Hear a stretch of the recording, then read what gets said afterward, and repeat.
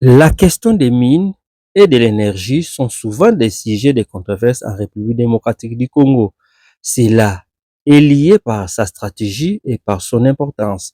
L'Union fait la force IFF, qui regroupe trois grands syndicats, INTC, Union nationale des travailleurs du Congo, CDT, Confédération démocratique du travail et COSEP, Conseil syndical des services publics et privés, veut que ses membres soient formés pour renforcer leur conscience syndicale et la défense des travailleurs. Pendant les 6 jours, les animateurs des cercles d'études dans le secteur des mines et énergie suivront une formation qui va les faciliter la communication et la collaboration dans leur milieu de travail. Parmi les thèmes qui seront abordés, on peut citer la syndicalisation, les finances syndicales, les contrats de travail et recrutement, les salaires et les pouvoirs d'achat, les mines et énergie, la négociation collective, la sécurité sociale, la revue veille le VIH-Sida, hygiène et sécurité sur les lieux de travail, pour ne citer que cela. Pour la formatrice nationale, l'Union fait la force, Madame Isabelle Kapinga, cette formation par la méthode des cercles d'études va aider les travailleurs à examiner, à étudier et à chercher des solutions à leurs problèmes. Elle a rappelé que la République démocratique du Congo possède un potentiel en énergie hydraulique qui s'est traduit par une puissance exploitable d'environ de 100 gigawatts, dont 44 gigawatts est concentré sur le site de Inga.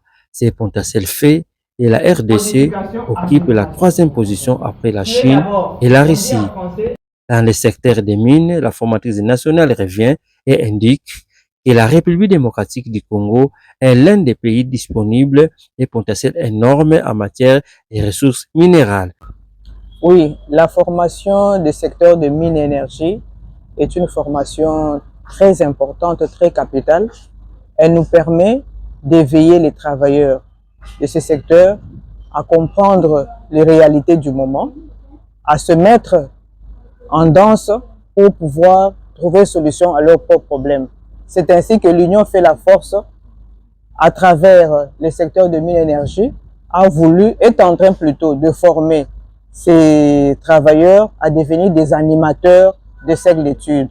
Et notre souhait dans cette formation, c'est que ces travailleurs, à leur tour, mettent en pratique les recommandations du projet, c'est-à-dire former leurs pairs en milieu de travail afin de chasser l'ignorance et de pouvoir se prendre en charge pour l'amélioration des conditions de travail et de vie d'une façon collective et individuelle.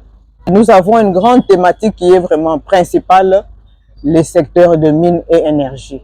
Nous voulons les décortiquer, nous voulons les impliquer dans la recherche de solutions à leurs problèmes. Parce qu'aujourd'hui, tout le monde connaît que notre pays a des problèmes à l'est du pays, toujours à cause des mines. Les minerais nous causent beaucoup de problèmes. Mais comment devons-nous réfléchir, nous en tant que travailleurs, comment devons-nous nous impliquer, nous en tant que travailleurs, dans la recherche de solutions à tous ces problèmes? Voilà la raison qui a poussé l'Union fait la force à jouer un rôle traditionnel d'avant-garde de la protection des droits et des intérêts des travailleurs dans ces deux secteurs, je cite, le secteur des mines et de l'énergie. Si en que cette formation a été financée avec l'appui de la Fédération générale du travail des Belges, FGTB.